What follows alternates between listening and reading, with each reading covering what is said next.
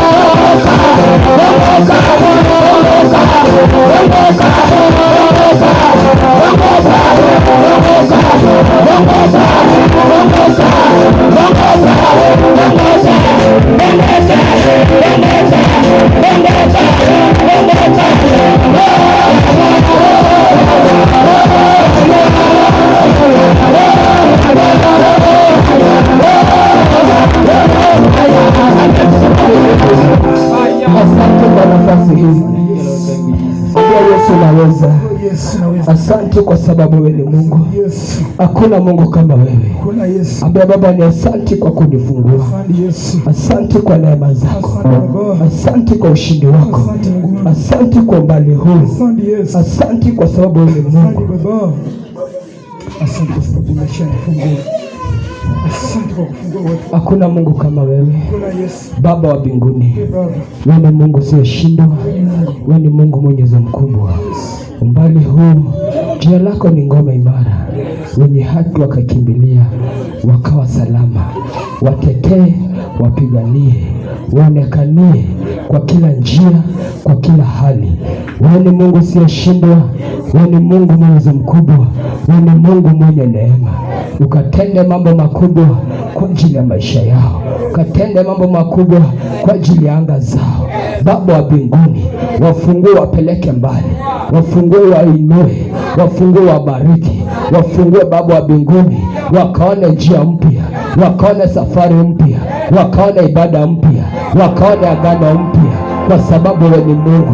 Kuanzia leo Baba wa mbinguni, wafunguliwe, wafunguliwe, wafunguliwe, wafunguliwe kila minyororo kwa maisha yao.